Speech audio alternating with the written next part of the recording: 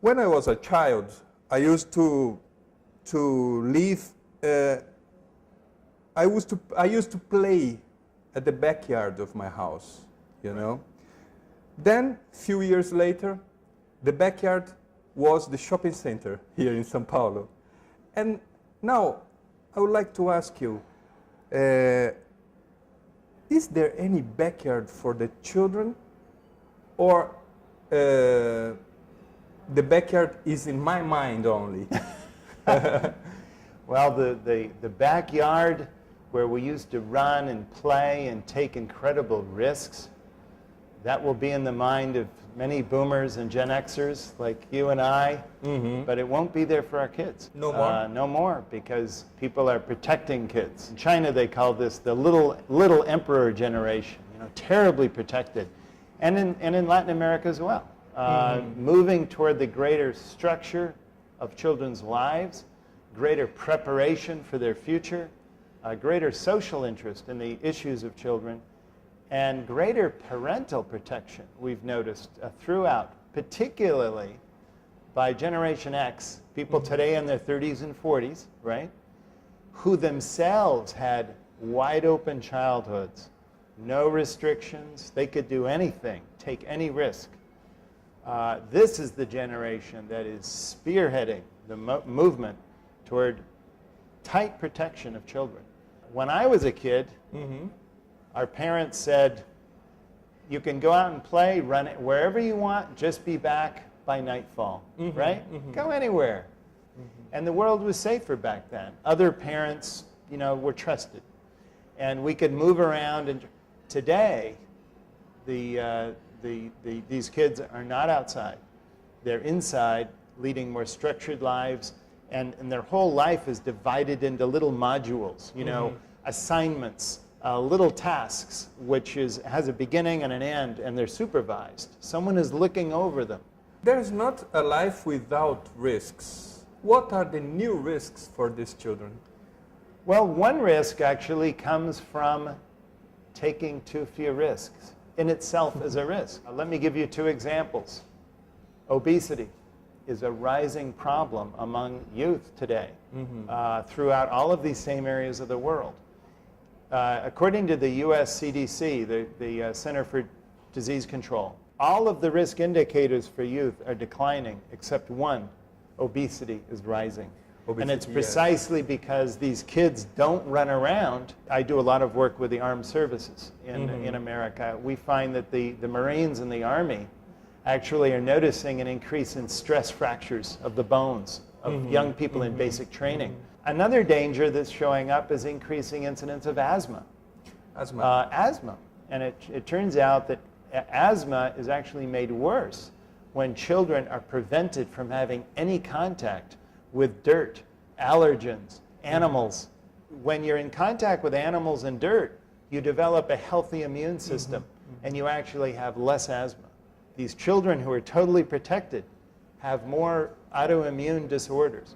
So there are risks, there are dangers. And about privacy. Yeah. We have a problem about privacy with the children in internet, in virtual world, in the new way they consume. Yes.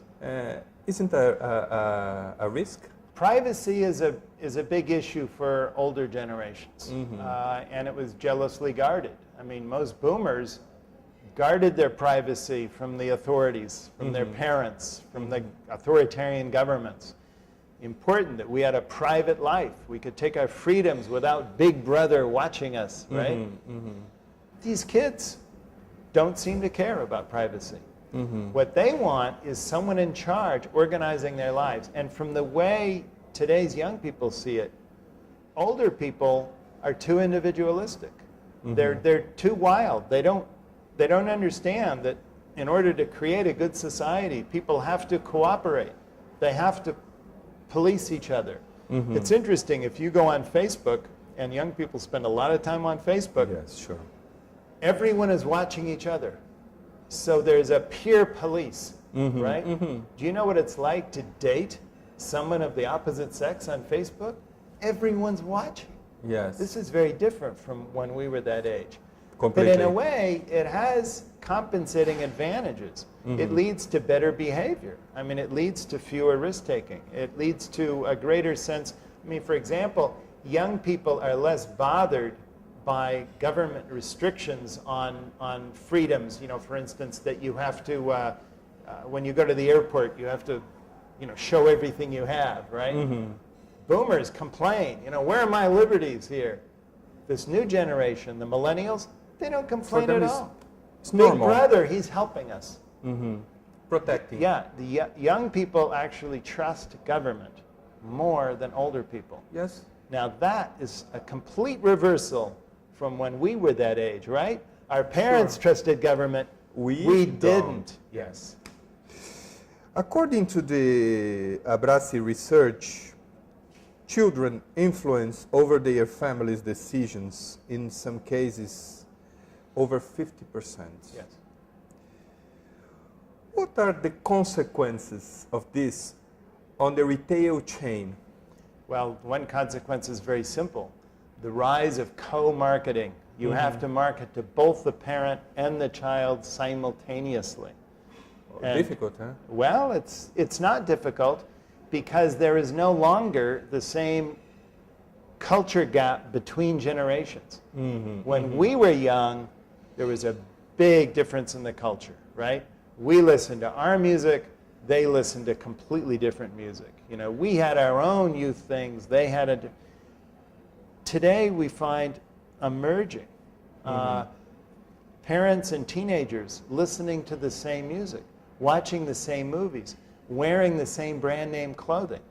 We now have games in the United States called Rock Band and Guitar Hero, where young people are playing the old Rolling Stones songs. You know, all of the... We have Mick Jagger and Tom Petty coming on the Super Bowl at halftime. You know, these are in their 60s. Pretty soon they'll be in their 70s and still entertaining young people. So the culture is becoming much closer than it used to be. So in that sense, it's easier to co-market because there's no longer a gap. But it's essential to co-market because if the parent does not feel safe about the product, then they're not going to let their kid buy it. And if the young person does not feel their parents on board, they may also hesitate. So you have to co-market. But these children will grow. Yes. And they will have their children. Yes. Who will decide? Well, it's interesting because as we have millennials now in the United States who are in their late 20s, and they're still close to their parents. Even on the job, they still call their parents on the cell phone every day. And it's a problem for the employers. The employers now say that their employees for the job interview show up with their parents. Show up at a job interview with your parents? So I say, have a bring your parent to work week. So have the kids bring their parent to work and have everyone know each other. Millennials remain close to their parents, and now when they have their own kids, we have a much tighter extended family in America. There's been a huge strengthening of extended family.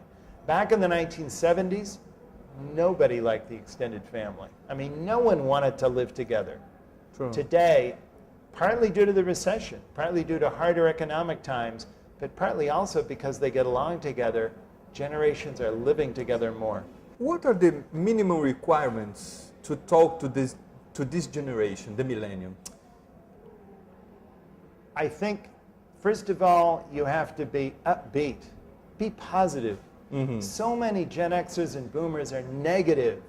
They're negative about the future. They keep seeing things that are going wrong. Like my first question. Exactly. Of the backyard. But they want a positive idea of the future. When they see older politicians and older leaders arguing at each other, getting mad at each other, they tune it out. So I don't want to hear that anymore. Why can't we cooperate? Why can't we have consensus? Why can't we live together like we do on Facebook? You know, everyone together. I think it's also important that you be inclusive, that you have a vision of where our entire community is going that includes everyone. I've noticed that this new millennial generation, when they're in the workplace, is much more cooperative among each other. You know, when we got our first jobs, people our own age, should we help each other or not? I don't know. You're competing with them. You know what I mean? It was unclear. But employers are finding that this generation, they want to work together. You know, they use the I am, and they're always communicating with each other electronically.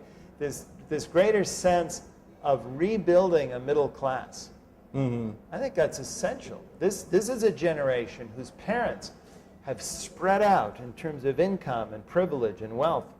You know, there's the very poor, very rich, and they say, where can we reestablish a middle to society? And in that sense, I think this turning away from risk and this turning toward community and consensus could be good for our future.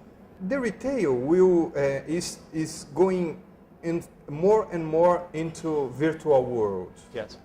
It will end the shopping center industry.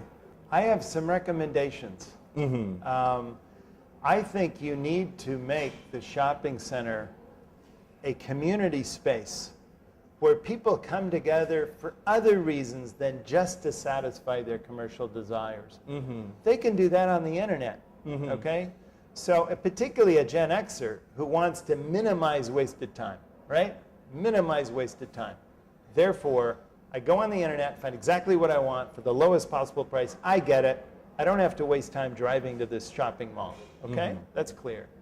So if you don't create another reason to go, they won't go. And I think for millennials, the way you do that is to create one thing which millennials like, a real community, where young people can actually do activities together. And so I'm suggesting the shopping malls, come with your school group, come with your neighborhood association, interact with each other. This is something that is actually fun to do for millennials. They love being with each other, and they love doing things together. Not everything can be virtual. And this generation loves physical, actual contact. So I think if you reorient the shopping mall so that it celebrates this new idea of millennial community, you could really have something powerful there, not isolated from the community, like so many shopping malls. You know, we don't care about what's around us. Here we just have nice products. I don't think that'll work with millennials. Neil, thank you for your interview. You're welcome. Thank you.